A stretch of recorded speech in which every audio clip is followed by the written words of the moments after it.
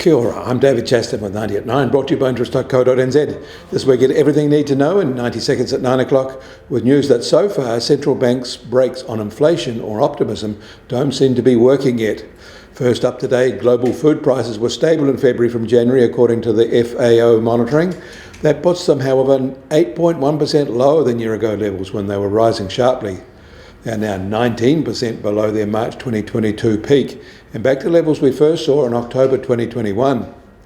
In China, their National Congress, which marks the end of the road for Premier Li, is underway in Beijing and has set its lowest economic growth target in decades, aiming for about 5% GDP growth this year, a relatively conservative target for them. But this comes after just a 3% advance in the tough 2022 year, racked by pandemic and big power rivalry stresses, and not to mention the property sector woes, which are still high on their risk agenda. They're off to a positive start, however. China's private Caixin service sector PMI reported a good expansion for February, a bounce back from January and confirming the official measure. New orders and employment rose in a direct response to their reopening. The expansion in the services sector was even stronger in India in February, outshining both the US and China. Singapore, however, is doing it tough. Their PMI turned negative in February as firms pulled back there, and retail sales dived worryingly from the prior monthly report for January. In the US, there were two respected services PMIs out over the weekend, both positive. The widely watched local ISM one didn't dip from its strong January expansion when the dip was expected.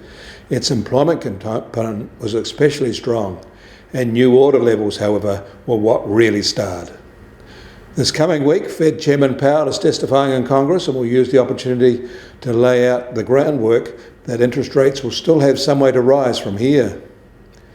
In Australia, home lending was weak in January, dropping its most month-on-month since July 2022. And tomorrow, their central bank will almost certainly raise their policy rate again, going from 3.35% currently to 3.6%.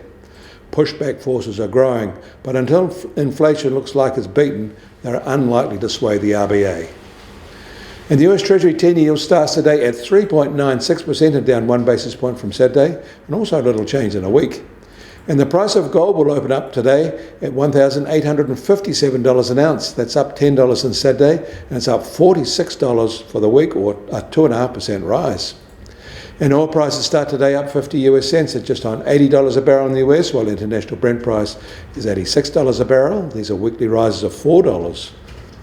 And the Kiwi dollar is little change today at 62.2 US cents. Against the Aussie, we're still at 92 Australian cents, and against the euro, we're little changed at 58.5 euro cents. That all takes the trade weight index to 70.5 and up only 30 basis points in a week. Get more news affecting the economy in New Zealand from interest.co.nz. Kia ora, I'm David Chaston. That was 90 at 9, brought to you by interest.co.nz.